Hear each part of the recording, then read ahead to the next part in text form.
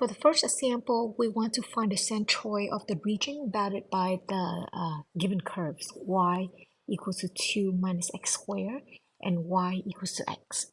So I have the sketch right here for you. You can see that we have the parabola and the straight line, and we have to find the centroid here. Okay. So let's begin. First of all, we need to find the intersections. So I'm just going to set them equal to each other to find the intersection. So this is just simply solving for the quadratic equation. So when I factor, I ended up with x plus 2 and x minus 2. Therefore, x is going to be negative 2 or x equals to 1. So the area is going to be from negative 2 to 1. And the function that we have is going to be 2 minus x squared minus x dx. So what we have when we integrate is going to be 2x minus 1/3 x cubed minus 1/2 x squared. We integrate from negative 2 to 1. So it's going to be 7/6 minus negative 10/3, which is 9/2. Now I have to find the x bar and y bar. So x bar is going to be 1 over a, the integration from negative 2 to 1, x times 2 minus x squared minus x dx.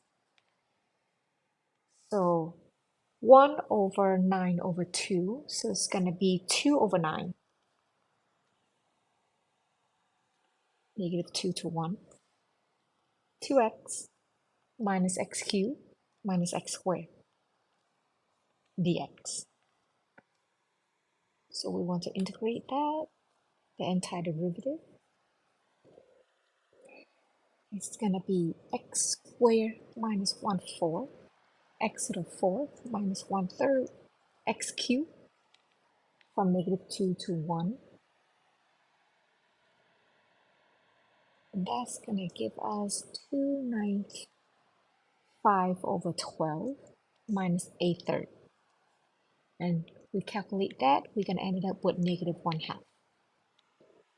Now let's take care of y bar. So 1 over a, integration from negative 2 to 1. This time we have 1/2. 2 minus x squared minus x squared dx. I'm just using the formula here. So if I take 1/2 out with the 1 over a, and a is 9 over 2, so 1 over a is 2 over 9. 2 over 9, this one with this 1/2 is going to give us 1/9. Integration from negative 2 to 1. And we're going to have to FOIL and simplify all of that. So we're going to end up with 4 minus 5x squared plus x to the 4th dx. So after we FOIL and simplify, that's going to give us the antiderivative. It's going to be 4x minus 5/3 x cubed plus 1/5 x to the 5th power. And we integrate from negative 2 to 1. So that's going to give us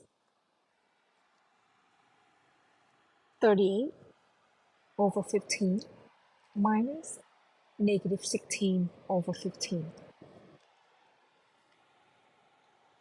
And that's just 2/5. So the centroid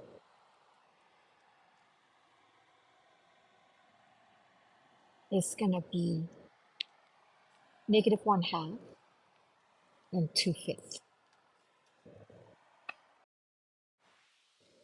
For this problem, we have to set up a vertical x-axis.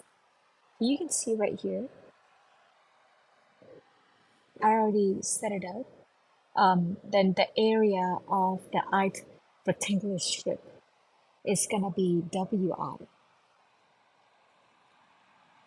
delta x, which in this case is going to be 4 plus 2 times 2/3 xi star, delta x. The pressure, so this one is the area of the ith rectangular strip. The pressure on the strip is going to be delta xi star minus 1. So the hydrostatic force on the strip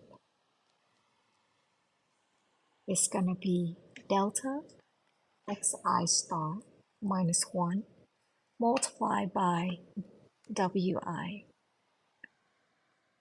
which is 4 plus 4/3 xi star delta x. And the hydrostatic force on the plate, which is the Riemann sum, is going to be approximation sigma I from 1 to n delta xi star minus 1, 4 plus 4/3 xi star delta x. It's going to be the limit. So we take the limit from n goes to infinity of the Riemann sum. All right, and that's just going to be the integral from 1 to 3. Delta x minus 1, 4 plus 4/3 x dx. All right, we're going to integrate that.